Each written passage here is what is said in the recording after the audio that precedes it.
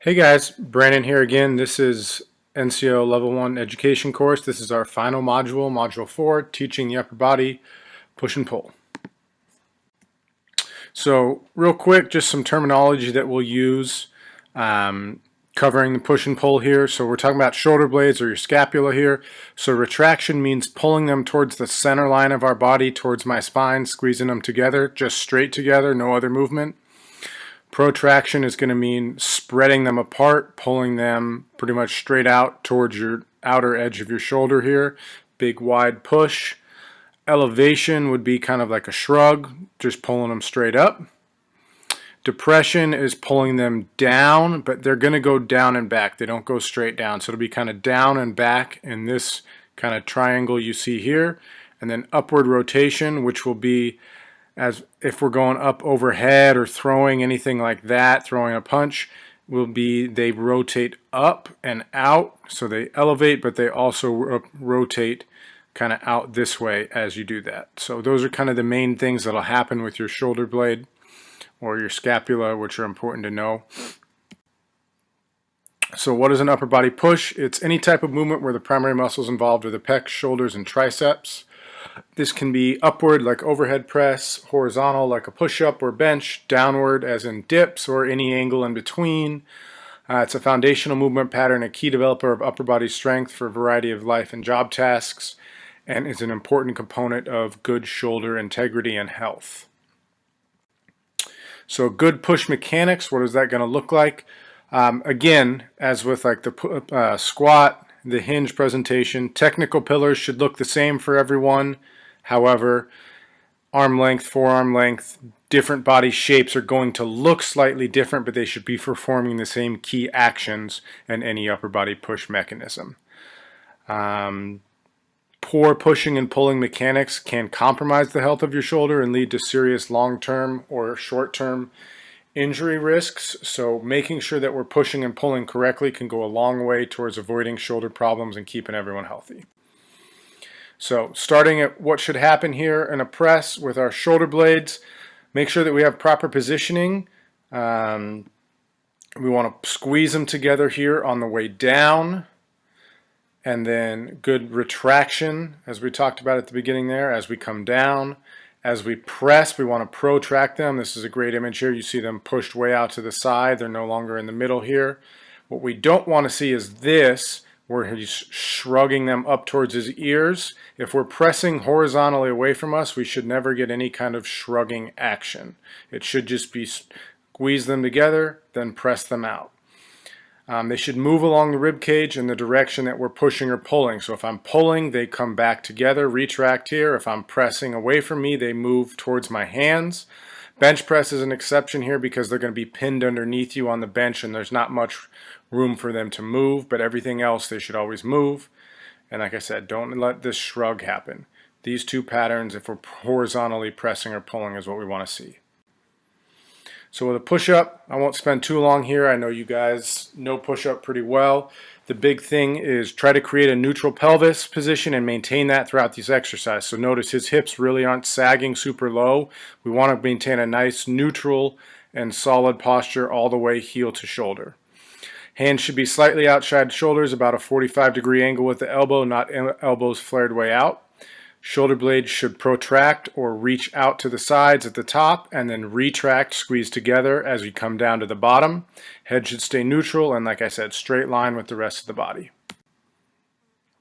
Overhead press, again, create a nice neutral pelvis position and maintain that throughout the exercise. What that does is helps create a good stable position for you to press from.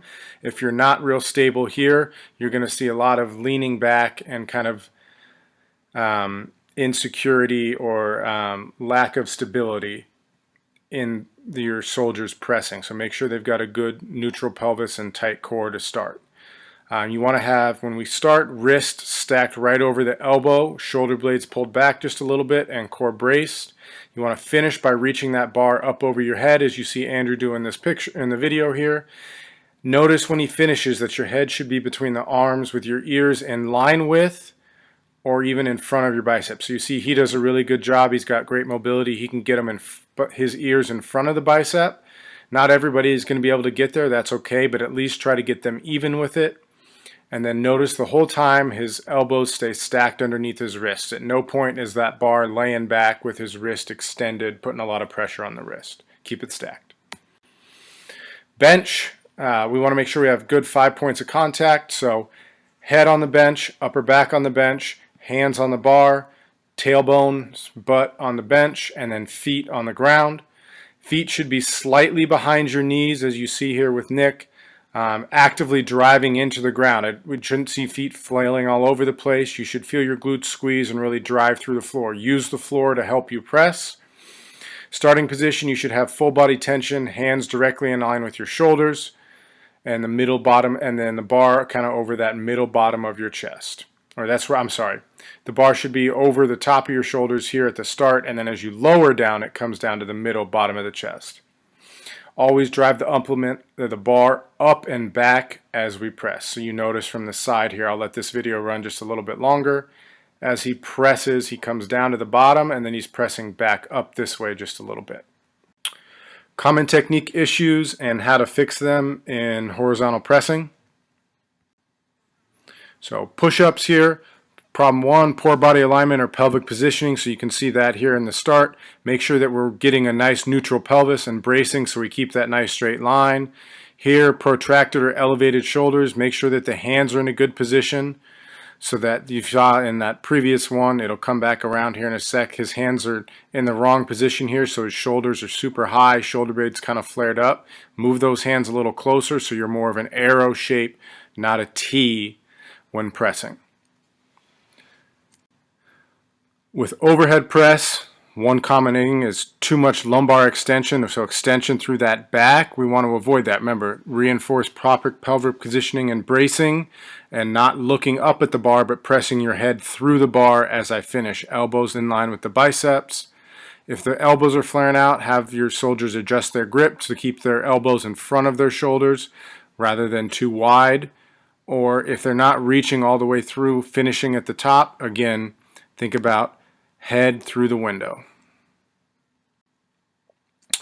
With bench press, if the elbows are flaring too far out to the side, you see Nick showing that kind of error right there.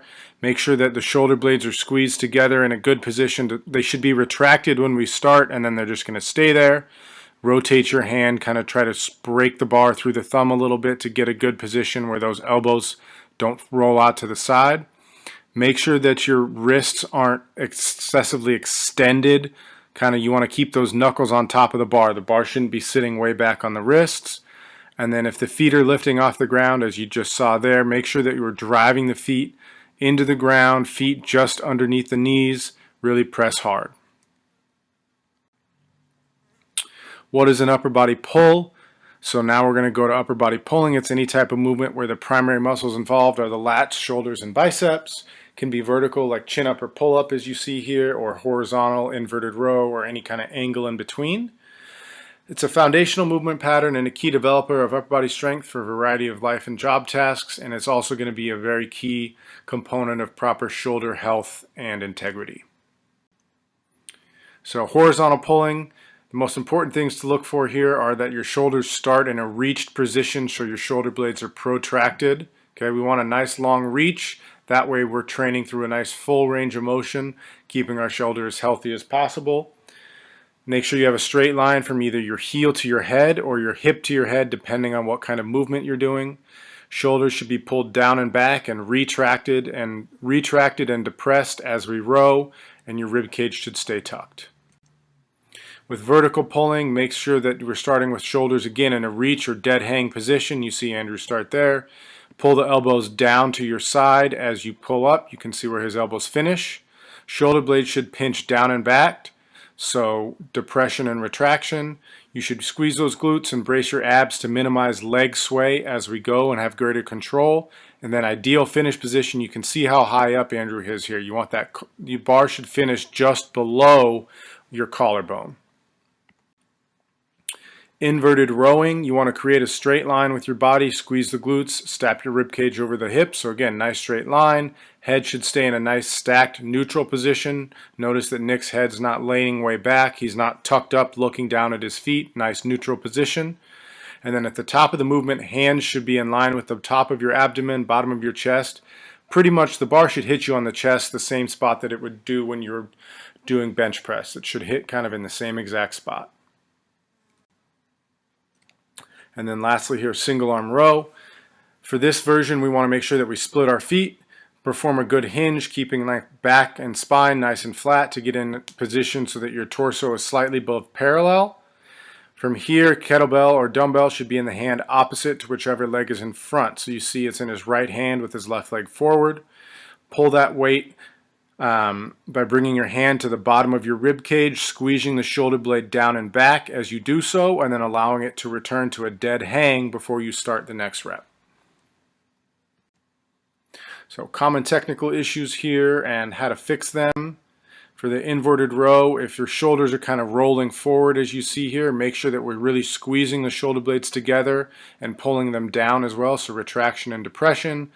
And then if it's still too hard, you can always raise the bar a little bit higher up the rack here to make it a little easier so we execute it properly to start and then lower it as we get stronger. If we've got poor body alignment, make sure we're squeezing the glutes, bracing the abs so we're not bending at the waist. And then if elbows are flaring way out to the side, make sure we fix grip. Sometimes people have too narrow a grip and the only way to get up is to kind of flare those elbows out. So make sure it's wide enough to allow proper mechanics, but not so wide. You can see the grip issue here, but not so wide out that it's now kind of awkward to pull. Single arm row here. If the torso is too upright or they're not getting a full range of motion, make sure that we're hinging over far enough to allow that to happen. Torso should be just above parallel to the ground. If you've got a rounded torso, as you just saw before, make sure that where grip is adjusted, the elbow is down and is kind of dropped in front of the shoulder, and we have that nice flat back all the way down to the hip. If the stance is too wide or too narrow, you can see in this second picture here, he's far too narrow. Just spread those feet out. Remember, 70% of your weight on the front foot, 30% on the back. Chin up or pull-up errors you may see if the shoulders are shrugging at the top. So as we're pulling up, instead of pulling those shoulder blades down and back, the shoulder blades are kind of elevating towards the ear. Make sure that we're focusing on pulling them down and back rather than up towards the ears. If necessary, you can use a band or partner assist to make this a little easier. If we're not going all the way down, make sure that you're getting your shoulders to always return to a full hang at the start. Emphasize that. It's going to be harder. People might not be able to do as many reps as they claim they could otherwise, but it's more important to go full range of motion, and over time it's going to set you up to be a lot stronger and healthier in the long run. If necessary, you can use assistance to complete the prescribed number of reps if you struggle to do them correct, like for full range. And then lastly, with kipping, I know you say don't do it ever, but realistically it just puts a lot of strain on the shoulder, and there's no reason to really do it unless you're competing in like a CrossFit competition where you have to. But realistically, just don't do it because it's going to put a lot of unnecessary strain on the shoulder, and it's not something that you guys would be allowed to do in any kind of school or military testing environment anyways. So just go ahead and skip that. So in summary here, there's a lot of smaller details that go into any pressing and pulley movement, as you guys see, that are extremely important. And most importantly, get the shoulder blade moving. It should move anytime I do any kind of press or pull. Don't leave it locked in one place. Let it move as it should. You'll see a lot healthier shoulders, both for yourself and your soldiers, because of that, as well as a lot stronger shoulders. When we're teaching proper scapular movement, make sure to start with more regressed variations, so dumbbell row and push-up, before you can progress to chin-up bench press. These two here just allow people to really feel that shoulder blade move so much easier than some of the harder variations. And then lastly, some of you may have heard stuff like, oh, you should pull twice as many times as you push, this, that, or the other.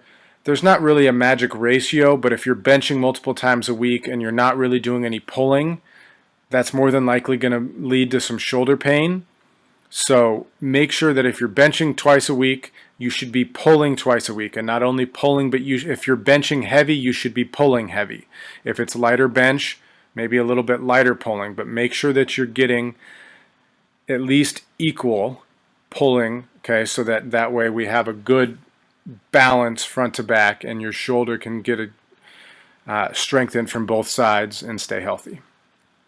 That concludes Module 4, and that concludes our Level 1 education. If you guys have any questions at all, please feel free to reach out to us. You should be able to find our emails around. You can also reach out through the TeamBuilder app. And if you have questions you'd like to chat in person, remember that our office is in HHC's training room, upstairs there in the far corner, just behind Sergeant Dittmar's desk, if anybody knows where that is. But feel free to stop by if you have any questions or send us a message. Thanks, guys.